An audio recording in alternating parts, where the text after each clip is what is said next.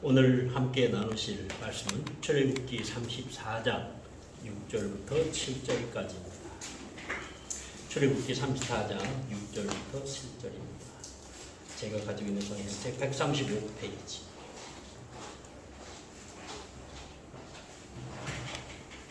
찾으실 줄 알고 6절, 7절 함께 봉독하도록 하겠습니다. 여호와께서 그의 앞으로 지나시며 선포하시되 여호와라 여호와라 자비롭고 은혜롭고 노하기를 더디하고 인자와 진실이 많은 하나님이라. 인자를 천대까지 베풀며 악과 과실과 죄를 용서하리라. 그러나 벌을 면제하지는 아니하고 아버지의 악행을 자손 3,4대까지 보응하리라. 아멘. 기도하시겠습니다. 하나님 아버지 감사합니다. 오늘 복된 성일 저희들을 불러주시고 함께 경배드리고 찬양을 올리게 허락하심을 감사드립니다. 우리의 예배의 목적이 하나님께 존귀와 찬양을 올려드리고 그리고 하나님의 영광과 권세를 저희들이 눈으로 직접 체험케 하는 귀중한 시간 허락하여 주옵소서. 우리에게 부여와 힘과 지혜를 주셔서 오늘 주신 말씀을 깨닫고 그 말씀 우리 가운데 우리 가슴판에 새겨지고 그리고 묵상하고 관상하면서 말씀이 역사하심을 체험하는 귀중한 여정들 되게 인도하여 주옵소서. 이 모든 말씀 예수님 이름으로 기도합니다. 아멘. 제가 이제 미국에 가서 신학 공부를 하게 되는데 저희 둘째 형님이 목사이십니다만 기도를 하시는데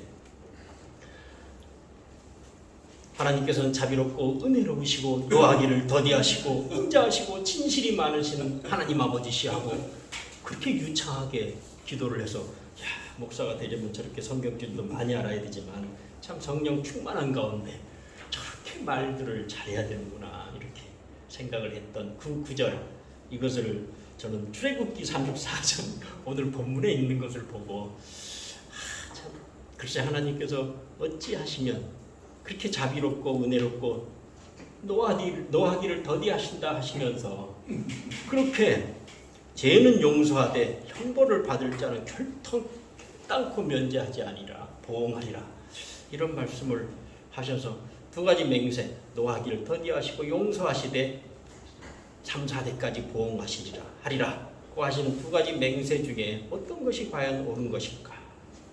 하나님은 용서하실까? 아니면 끝까지 보응하실까? 이것이 저의 신학대학을 다니면서 끝내 풀지 못하는 문제이기도 했습니다. 오늘은 6.25입니다. 전쟁 발발 73주년, 아까 우리 사익 목사님 말씀하셨던 것처럼 73주년째 되고요.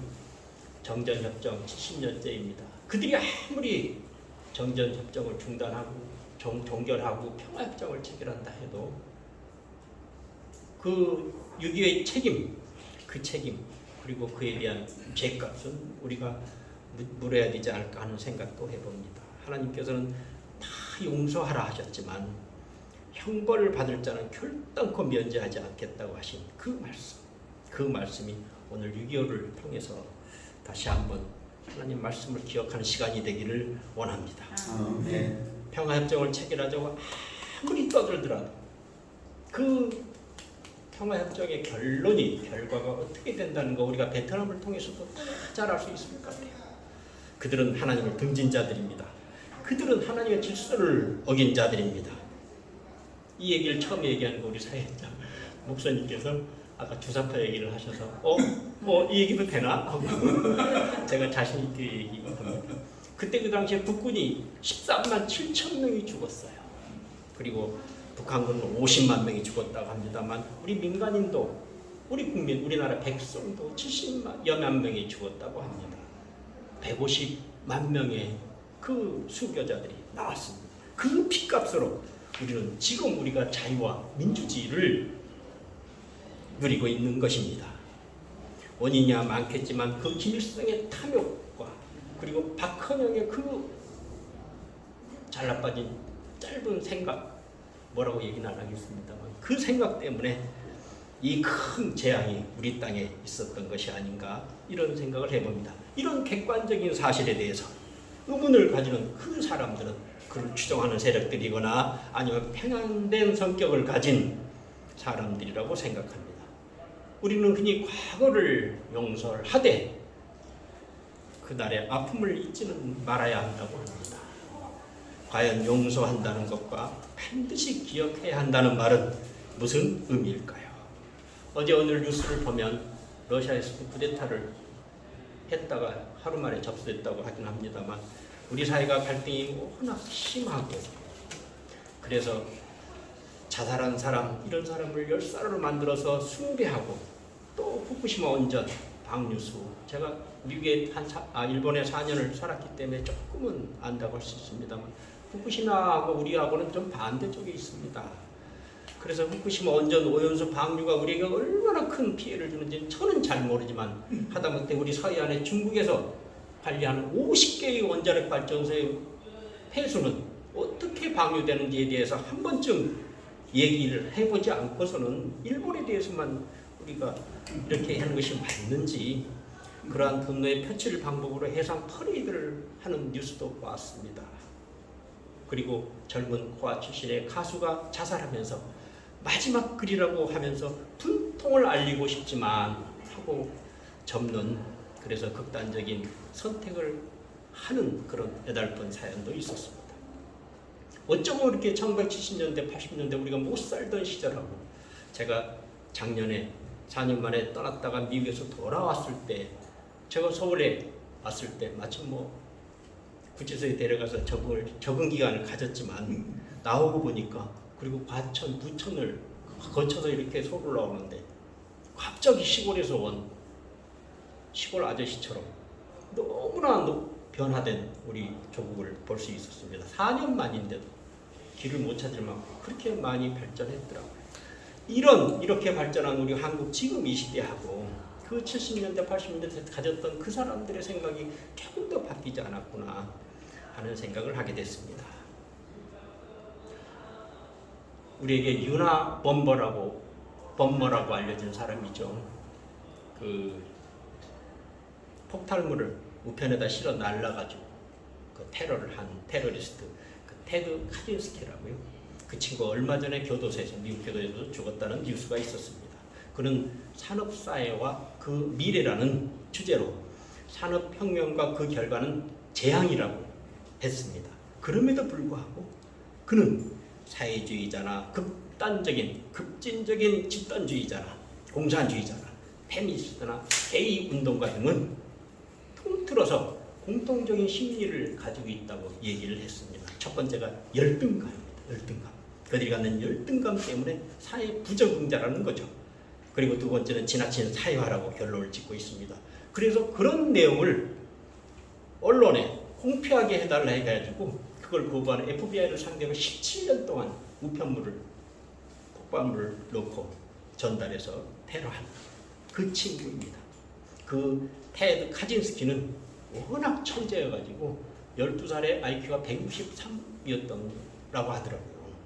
그리고 16살에 그 하버드 대학 수학과에 입학을 했고 그리고 23살에 UC 버클리 대학의 수학과 최연소 교수까지 지낸 사람입니다. 그 사람이 어떻게 해서 그런 천재가 우리 사회를 그리고 그 공산주의나 또는 그 사회 급진주의자들에 대해서 이런 걸 지적하는데 왜 테러라는 방법으로 우리 사회를 이렇게 공포에 떨게 했을까요? 왜 테러범으로 전락했을까요? 저는 그렇게 생각합니다. 자신 있게 말할 수 있습니다. 예수님을 알지 못하기 때문이다. 용서할 줄 모르고 분노를 제대로 표출할 줄 모르고 그래서 잘못된 방향으로 간 것이다. 하나님을 알지 못했던 것이다. 하나님이 함께 하시지 않았기에 그런 불만스러운 세상에 대해서 올바른 사고를 가지지 못하고 마음속에 사탄을 품었기 때문이다 라고 생각했습니다. 오늘 본문을 통해서 볼 때 그런 생각이 간절하게 났습니다. 오늘 본문 34장 6절입니다. 여호와께서 그의 앞에 지나시며 반포하시되 여호와라 여호와라 자비롭고 은혜롭고 노하기를 더디하시며 인자하고 진실이 많은 하나님이시로다. 하나님이로다. 노하기를 더디하시는 하나님이십니다. 하나님의 성품이 노하기를 더디하신다는 겁니다. 믿으시죠? 예. 저는 이러한 것들을 많이 경험해 본 것 같아요. 저를 통해서 하나님의 성품, 하나님이 참 노하시기를 더디하시는구나. 창세기 레아를 보면, 제가 창세기를 읽으면서 레아하고 그 다음에 요셉 두 군데 28장, 29장 이하를 읽으면서 참 은혜를 받았어요. 레아는 여러분 잘 아시죠? 레아는 야곱의 첫 번째 부인입니다. 첫 번째 부인인데 야곱으로부터 버림을 받았어요. 야곱으로부터 사랑을 받지 못하고 결혼한 사람입니다. 창세기 29장 32절입니다. 레아가 잉태하여 그 아들을 낳되 이름을 루벤이라고 하여 가로되 여호와께서 나의 괴로움을 공고하셨으니 이제는 내 남편이 나를 사랑하리라. 루벤이라는 이름 자체가 내 남편이 나를 사랑하리라는 의미라고 합니다. 그때 당시에 고대 근동 지역에 여성들은 시집을 가서 남편을 닮은 애를 낳아주는 것이 자기의 자존심을 살리는 것이고 자긍심을 갖게 하는 것이라고 했답니다. 비록 남편으로부터 사랑을 버림받았지만 그래도 아들을 낳으면 내 남편이 돌아오리라 생각하고 그 첫 아들을 루벤이라고 지어서 내 남편이 나를 사랑하리라고 하였답니다. 33절입니다. 그가 다시 잉태하여 아들을 낳되 가로되 여호와께서 내가 사랑받지 못함을 아시고 내게 이 아들도 주셨도다 하고 그 이름을 시므온이라고 하였답니다. 내가 사랑받지 못함을 여호와께서 아시고 나의 간절한 애통을 들어주셨다는 의미로 루벤 시므온이라고 했다는 겁니다. 그래도 그 남편은 돌아오지 않았습니다. 34절입니다. 그가 또 잉태하여 아들을 낳고 가로되 내가 그에게 새 아들을 낳았으니 내 남편이 지금부터 나와 연합하리라고 했답니다. 그래서 그의 이름을 레위라고 지었습니다. 큰 아들을 낳고 내가 남편이 나에게 돌아오리라고 생각했고 두 번째 아들 시므온을 낳고 그 남편이 나를 사랑하리라. 세 번째 아들을 낳아주면서 내 남편이 이제 나와 연합하리라고 했던 그 레위는 끝내 남편 야곱의 사랑이 돌아오지 않았습니다. 버림받았습니다. 레아가 누구인가요? 야곱의 첫 번째 부인이죠. 야곱이 그 형 에서로부터 장자의 축복을 빼앗고 바담 아람이라는, 그래서 그의 외삼촌 라반이 있는 곳으로 달아났을 때 라반으로 가서 첫 번째 만난 그 라헬 둘째 아들 딸입니다.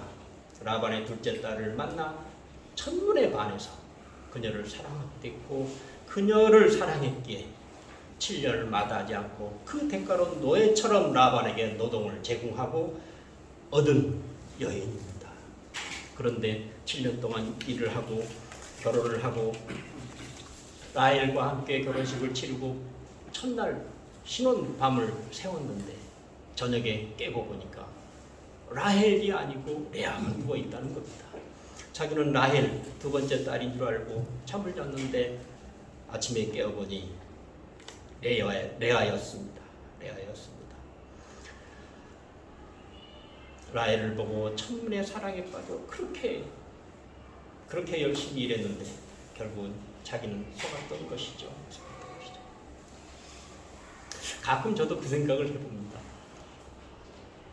저는 신혼밤 그때 결혼했던 제 집사람 라헬을 안고 자고 있었는데 이제 깨보니까 어쩌면 지금의 집사람 레아가 됐을까 가끔 생각도 해봐요. 여성들도 마찬가지일까요? 우리 젊은 오빠를 남편으로 알고 살았는데 아침에 깨보니까 지금 늙은 오빠가 됐네.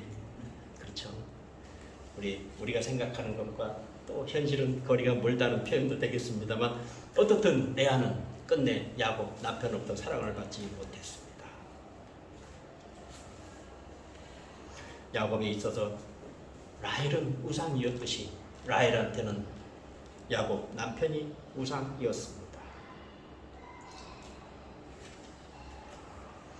레아는 남편의 사랑을 위해 하나님을 이용했던 것이죠.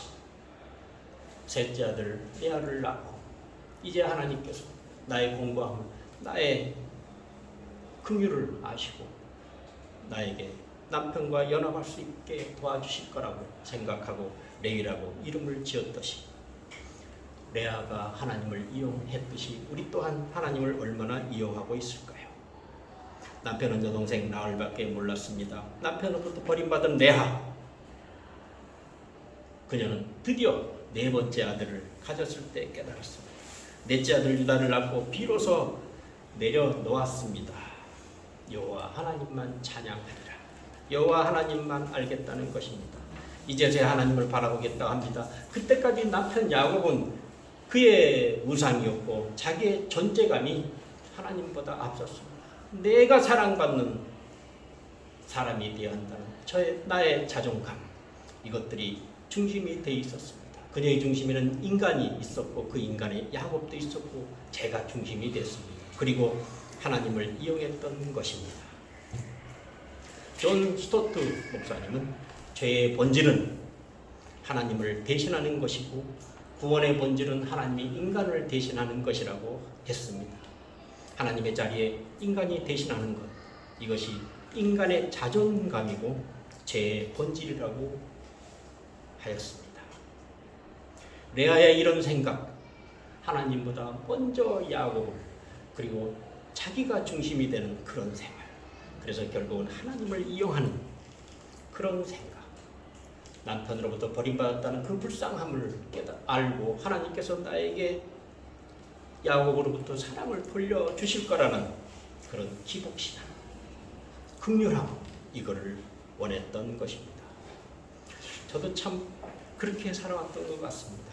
저의 자존심, 저의 욕심, 저의 중심에는 항상 제가 중심이었던 것 같습니다. 레아처럼 사이로부터 버림받을 줄을 알면서도 미처 그거를 깨닫지 못하고 사회만이, 그리고 권력과 명예만이 저의 중심에 있었던 시절이 있었습니다. 흔히 검사들은 자존심이 강하다고 합니다. 자신의 수사 결과나 처분에 대해서 상당히 자긍심을 가지고 있습니다. 상사는, 특히 윗사람은 검사의 그런 심정을, 그런 자존심을 가끔 상처나게 해서 모욕감을 주기도 하고, 그래서 격분하게 하기도 합니다. 사실 그렇게 모욕감을 주고 검사를 격분하게 하면 그 피해는 고스란히 피의자한테 돌아가게 마련이죠. 또 어떤 일은, 어떤 검사는 극단적인 선택을 하기도 합니다. 제 밑에 있는 검사 중에 하나는 저희 부장이 또는 차장이 워낙 서울대 나오고 아내가 의사라고 하는 네가 어떻게 저 사람보다 못하냐, 이런 아주 그 상처받는 얘기를, 지적을 많이 하니까 그냥 아파트에서 뛰어내렸어요. 그 애가 돌도 안 된 큰아들이 있었는데도 불구하고 뛰어내린 검사도 있었습니다. 아침 일찍 저희들은 검사장이 출근을 하면 여 비서가 검사의 행동을 보고 또는 전화하는 목소리를 보고 이 건 수사가 성공했네, 죽쓰고 있네, 이런 것들을 안 돼요. 금방 안 돼요. 그래서 9시가 되면 검사장실에 전화를 합니다. 검사장 출근하셨죠? 네, 내가 보고하러 가야 되는데. 예, 오세요. 지금 누가 계시는데요? 지금 오시면 됩니다. 그 목소리 들어보면 검사님께 보고해야 되는데 하는 목소리를 들어보면 안다는 거예요. 뭔가 성공한 검사는 씩씩하게 걸어가서 검사장 앞에 가서 이야기를 합니다. 어제 밤을 샜습니다. 그래 고맙지, 고생했어. 어떻게 됐어? 영장을 보내겠습니다. 구속하겠습니다. 이렇게 해야만 되는 거예요. 이렇게 하면 그래 내가 노검사한테 사건 배당하기를 참 잘했지. 그래, 영장 틀림없이 나오겠지. 예, 100% 나옵니다. 이렇게 대답을 해야죠. 그게 검사의 자존심입니다. 내가 중심이 되는 세상이죠. 그런데 어제 밤샜습니다. 그래, 어떻게 됐나? 우리가 생각했던 게 아닌 것 같습니다. 그러면 금방까지 농담 비슷하게 검사장이 얘기하다가도 이 건 수사는 잘못된 것 같습니다. 이 상태에서 중지하는 게 맞겠습니다. 그 얘기를 하면 갑자기 정색을 하면서 저는 그렇게 생각 안 합니다. 검사장이 그 일개 검사한테 저는 그렇게 생각 안 합니다. 이렇게 정색을 하고 얘기를 해요. 다시 수사하세요. 이렇게 명령을 하는 거예요.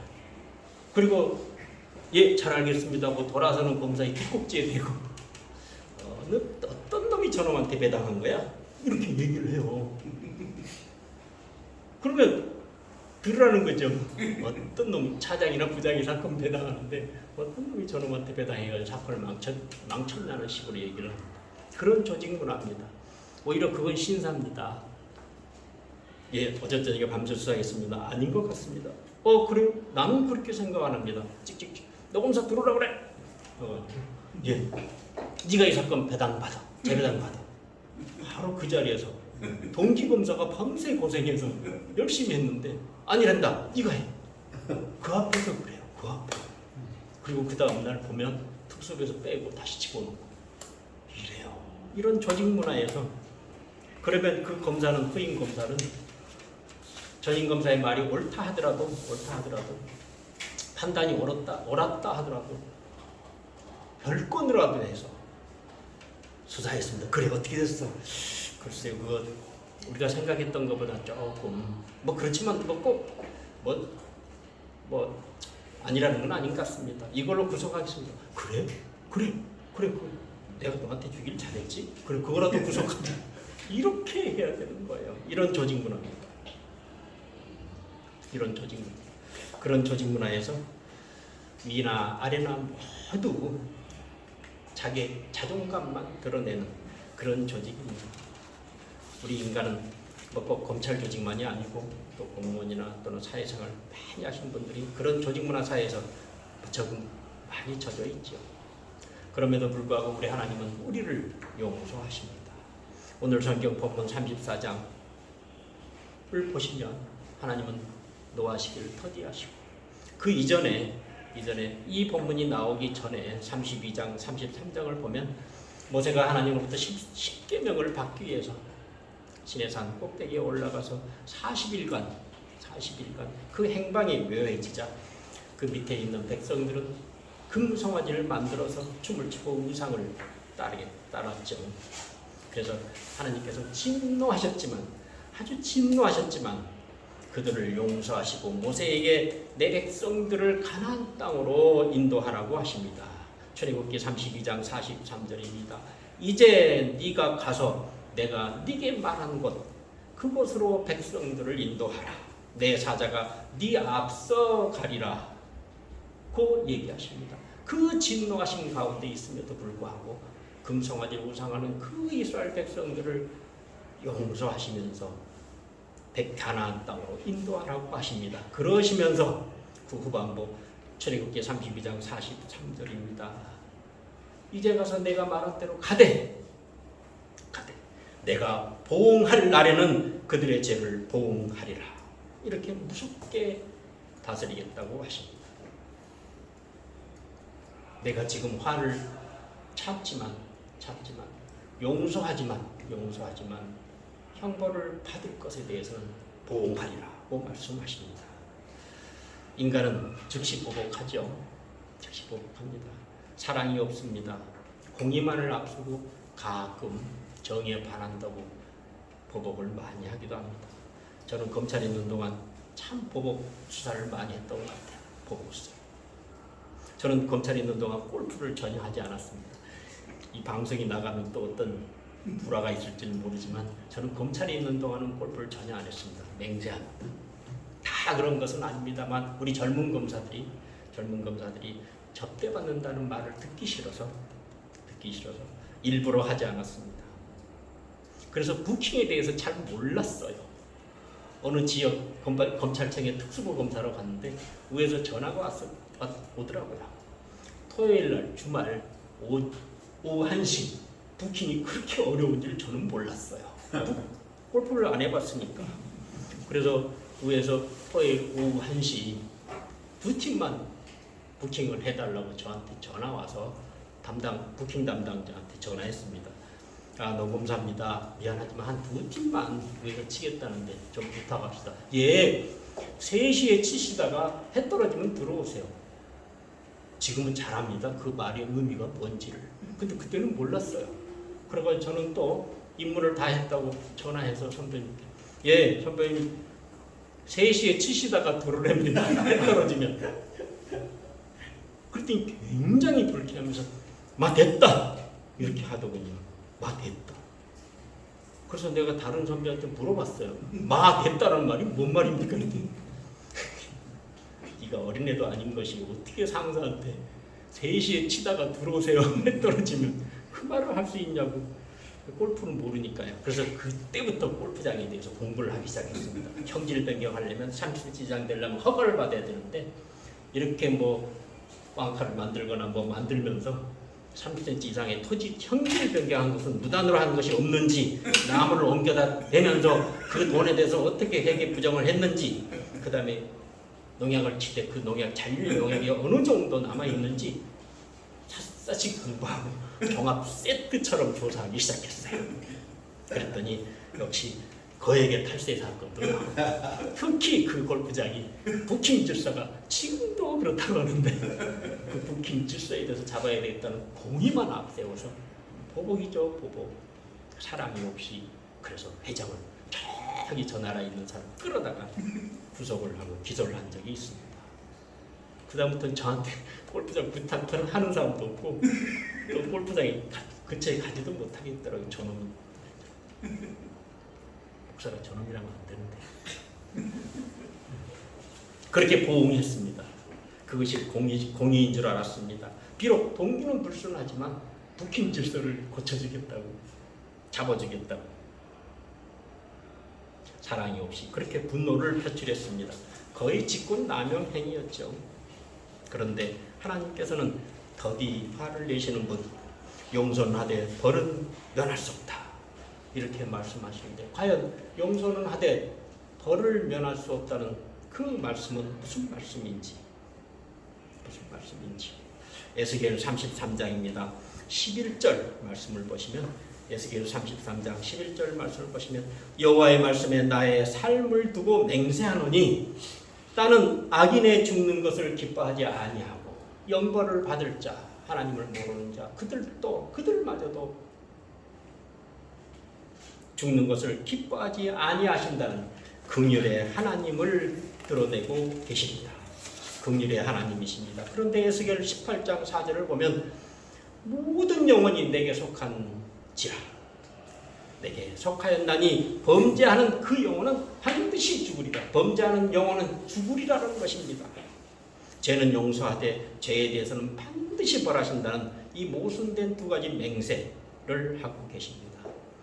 오늘 본문 말씀도 마찬가지입니다. 용서하신다고 하면서 반드시 보응하리라고 하시는 말씀이 무슨 말씀일까요?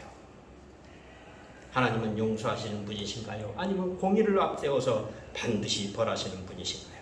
얼마 전에 소천하신 팀 켈러 목사님은, 하나님은 우리의 아버지이시면서 재판관이십니다 라고 했더라고요. 우리에게 긍휼을 베푸시는 아버지이시면서 우리에게 공의를 세우시는 재판관이시다는 거죠. 오늘 얘기의 본론입니다. 예수님은 우리에게 사람으로 오셨습니다. 하나님이 사람 되셔서 우리를 대신해서, 우리를 위해서 죽으시고 우리를 위해서 구원을 해 주셨습니다. 하나님은 의인이 전혀 없음에도 불구하고 영벌을 마땅히 받아야 할 우리 죄인들을 위해서 독생자 예수님을 죽음으로 몰아세우셨습니다. 하나님께서는 사람의 죄값으로 독생자 예수님을 십자가에서 죽이시고, 그럼으로써 공의를 세우시고, 그의 대가로 우리의 죄를 깨끗게 해 주셨습니다. 사랑과 자비를 베풀어 주셨습니다. 공의와 긍휼을 동시에 베풀어 주셨습니다. 십자가에서 베풀어 주셨습니다. 죄에 대한 용서와 공의는 이와 같이 선택이 아니고 동시에 존재하는 것입니다. 율법과 은혜, 죄와 구원, 용서와 영벌은 선택사항이 아니고 동시에 존재하고, 그럼으로써 사랑과 율법, 구원과 용서, 그리고 죄와 영벌은 서로 의존하고 서로에 대해서 함께 공존하는 것이라는 걸 깨닫게 합니다. 긍휼과 정의가 동시에 존재하는 곳, 그것은 십자가입니다. 그래서 우리는 십자가를 알아야 합니다. 십자가의 그 비밀을 알아야 하나님의 자녀로서 정의와 자비에 같은 비중을 두고 남을 용서해 줄 줄을 안다는 것입니다.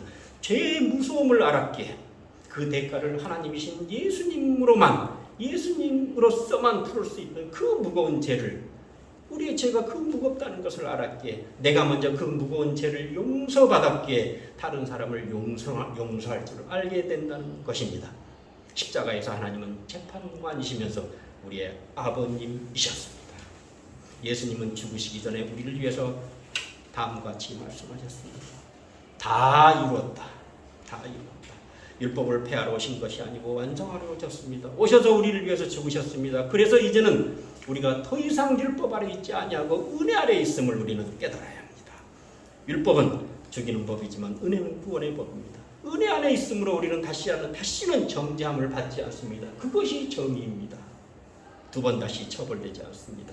이제는 그분의 율법과 사랑, 우리가 모두 율법과 사랑 모두가 우리 편이 되었습니다. 율법이 우리의 변호인이 되고 우리를 무죄라고 율법 자체가 우리를 무죄라고 우리의 편이 되어 주었습니다. 그래서 우리는 그분의 안에 있을 때 용서할 줄 알고 우리도 평안을 얻게 되는 것입니다. 성경에서 무비보셋에 대한 나레이션을 잘 아실 겁니다. 무비보셋 누구죠?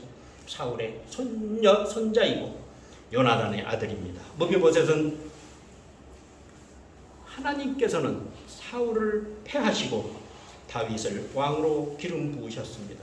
그러자 다윗은 요나단의 아들 무비보셋을 찾아서 사울의 전 재산을 그에게 돌려주고 왕의 식탁에서 함께 식사하도록 은혜의 식탁으로 만들어 주었습니다.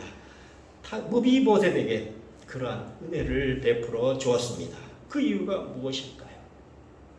다윗은 형제인 요나단과의 약속으로 그 약속을 지켜주었습니다. 그 약속대로 그의 아들 무비보셋을 찾아서 은혜의 식탁에 초대하였습니다. 요나단이 있었기에 무비보셋에게 은혜를 베풀어 준 것입니다. 우리 하나님 아버지도 마찬가지입니다. 우리도 예수님이 계시기에 예수님 안에서 하늘 보호자로 우리를 불러주셨습니다. 모든 것이 예수님 안에 있을 때 우리는 은혜를 입습니다. 모든 것을 예수님의 이름으로 구할 때 하나님은 예수님의 믿음을 보시고 그 약속을 지키시고 우리를 구원해 주십니다. 그렇습니다. 우리가 우리 때문이 아니고 예수님 때문에 은혜의 자리를 불러주셨다는 것을 알 때 우리는 예수님을 꼭 붙잡고 가는 성도 여러분들이 되시기를 원합니다. 마무리 짓겠습니다. 죄의 본질은 인간이 하나님을 대신하는 것입니다. 그래서 우리는 우리의 중심에 내가 있는 것, 나의 자존감을 버려야 합니다. 첫 번째 사람인 아담은 하나님을 대신하려다 죄를 지었습니다. 하나님과 동등하게 되려고 자신의 위치를 망각하고 하나님의 자리를 대신하려 했습니다. 그런데 하나님께서는 하나님의 지위를 버리시고 인간을 대신해서 우리를 위해서 죽으셨습니다. 우리가 하나님의 지위에 스스로 올라가거나 하나님의 지위에 다른 사람, 다른 자녀, 권력, 명예 또는 재물을 그 자리에 놓으면 그것이 죄가 되는 것입니다. 그것이 하나님과 등지는 것입니다. 하나님의 질서를 해치는 것입니다. 레아가 남편에 대한 맹목적인 사랑을 구하고 야곱을 하나님의 자리에 또는 자기 중심으로 살았던 것처럼 나오미, 룻기를 보면 룻기에 나오는 나오미 또한 룻에 대한 사랑 때문에, 긍휼 때문에, 해픈 동정 때문에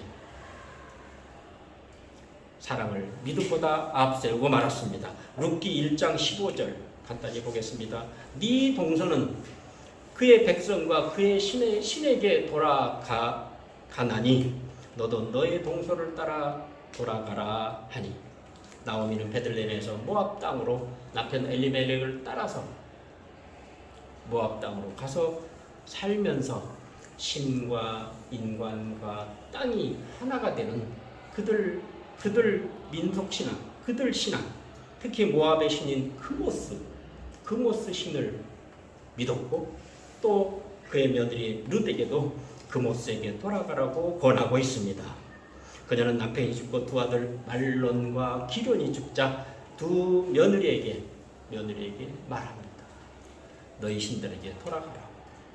첫 며느리 오르바는 그 종족들에게 돌아갔습니다. 그러나 룻은 어머니를 따라서 끝내 베들레헴, 예루살렘, 이스라엘로 돌아갔다고 합니다. 나오미는 그 애통 가운데도 원한이 묻어 있듯이 그녀의 신앙에도 혼합주의가 묻어 있었던 것입니다. 긍휼, 해픈 동정이 진리를 이긴다는 말이 있습니다. 불쌍하다는 생각에 사로잡히게 되면 판단을 잘못하고 진리를 얻을 수 있다는 것이죠. 나오미는 룻에 대한 그 해픈 사랑, 긍휼이 있어서 긍휼한 마음으로 하나님보다 룻을 더 사랑하고 룻을 하나님 자리에 앉히는 그런 결과로 룻에게 금오스 신에게 돌아가라고 권하고 있습니다. 저는 검찰 있는 동안 권력과 명예를 위해서 추구했고 그것이 삶의 목적이 되었으며 때로는 공의를 위해서 형식적으로 사랑 없이 공의라고는 명목으로 저의 자존심을 드러내기도 했습니다. 내가 중심이다 보니까 자연스럽게 하나님과 등지는 그러한 경우가 많습니다.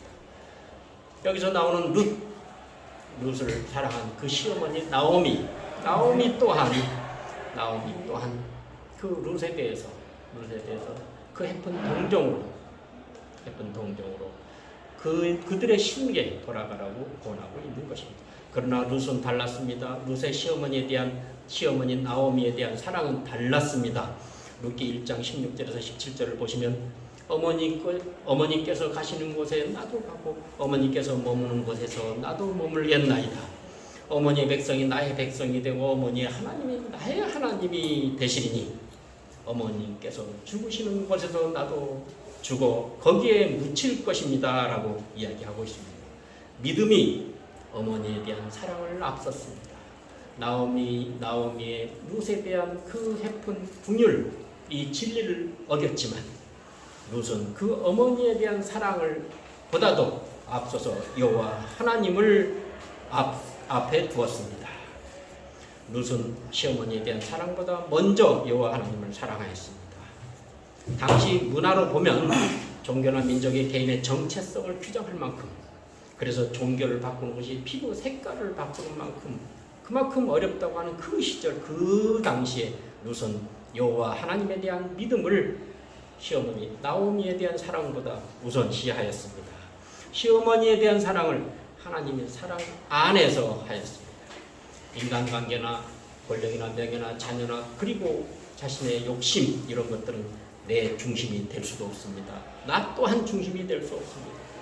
내가 중심이 되면 나오미와 같이 해픈 동정으로 하나님의 진리를 어긋낼 수도 있고, 또 저처럼 조직 문화에 사로잡혀서 공의만을 앞세우다 보면 사랑을 모르는 경우가 허다합니다. 그러나 룻과 같이 어머니 나오미에 대한 헌신적인 사랑은 오직 하나님 사랑 안에서 있었던 것입니다. 우리의 정체성에 대해서 끝으로 이야기하고 마무리 짓고자 합니다. 우리는 하나님께서 만드신 피조물입니다. 하나님이 만드신 최고의 걸작품입니다. 그리고 우리는 하나님의 자녀입니다. 기업의 상속자입니다. 하나님의 영에 붙잡힌 자들입니다. 우리는 주와 연합한 자이고 그리스도 안에서 하나가 된 자입니다. 우리는 하나님의 형상을 가진 사람입니다. 그래서 우리는 우리 안에 예수님의 영, 그리스도의 영, 하나님의 영이 오시면 장갑이 사람의 손의 형상을 띠고 있듯이 그 안에 우리 손이 들어가야 그 장갑이 제구실을 하듯이 하나님의 형상을 하고 있는 우리 겉모양의 속사람, 우리 예수님의 영이 우리 안에 오시면 우리는 그리스도 안에 있게 되고 그리스도와 연합하게 되는 것입니다. 우리의 정체성은 거기에 있습니다. 우리는 하나님과 하나님의 형상을 가진 하나님의 자녀들입니다. 이것까지는 하나님의 몫입니다. 하지만 우리가 할 일은 하나님은 우리와 함께 하신다는 믿음, 우리가 항상 하나님이 함께 하신다는 믿음만 있으면 족합니다. 예수님은 참 포도나무요, 우리는 그 가지라. 우리가 나무가 아니고 가지입니다. 그래서 우리는 주인이 될 수 없습니다. 우리는 항상 주인인 그 참 포도나무에 붙어있는 가지와 같이 우리는 항상 하나님께서 생명을 주신다는 믿음을 가지고 있으면 족합니다. 아멘. 우리가 중심이 되어서 내가 무엇을 해야 할까? 그것보다는 모든 것은 절대 주권자인 하나님이 주관하신다. 인간관계를 중심으로 내가 중심이 돼서 살아서는 안 된다. 하나님보다 사람을 권력, 명예를 그 자리에 앉혀서는 안 된다. 이런 생각을 하는 우리 그리스도인, 참 그리스도인이 되시기를 원합니다. 로마서 8장 31절입니다. 만일 하나님이 우리를 이해하시면 누가 우리를 대적하려? 하나님께서는 우리에게 모든 것을 채워주시고 빚어가시는 하나님이심을 믿으시기 바랍니다. 히브리서 2장 3절입니다. 우리가 같이 큰 구원을 등한히 여기면 어찌 그 보응을 피하려? 그리스도가 전한 구원, 우리의 죄를 대신해서 죄값을 치르신 예수님, 그럼에도 불구하고 독생자 예수님을 보내주신 그 성부 하나님의 사랑, 예수님의 믿음을 통해서 주신 하나님의 용서하심과 사랑하심을 알아야 합니다. 진리가 자유케 너희를 자유케 한다고 하시죠. 보복하고 슬퍼하고 그리고 극단적인 행동을 하는 것은 진리에 어긋나는 행동입니다. 진리에 어긋나는 행동입니다. 저처럼 조직 문화에 갇혀서 사랑 없이 공의만을 앞세우는 것 또한 그것도 하나님의 질서를 해치는 것입니다. 우리가 예수님 안에서 십자가를 통해서 예수님의 용서를 받은 하나님의 자녀이고 그 놀라우신 십자가의 신비를 아는 하나님의 자녀입니다. 그래서 우리 안에 오신 예수님의 영과 하나가 될 때 우리는 비로소 사랑과 공의, 용서할 줄 아는 참된 그리스도인이 될 줄 믿습니다.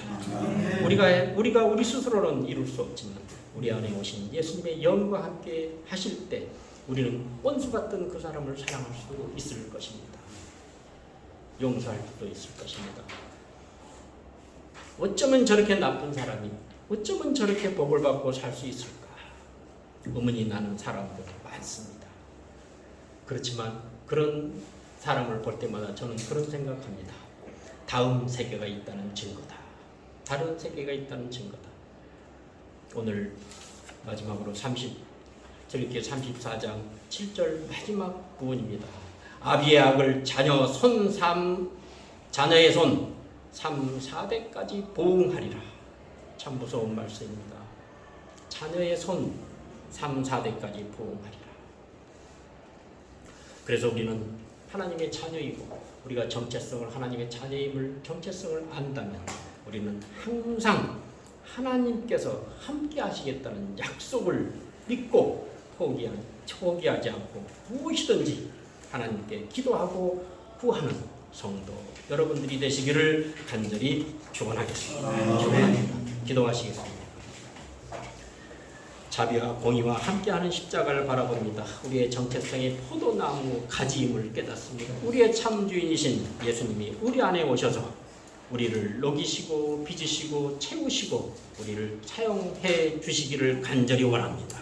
오늘도 우리에게 주인이 되신 예수님께 모든 것을 맡기고 원수를 사랑하고 하지만 모든 보복이나 원한이나 슬픔은 하나님께 맡겨 올려드리는 참 그리스도인으로서 그리스도의 향기를 드러내는 모든 성도들이 되기를 원합니다. 우리에 함께 하여 주옵소서.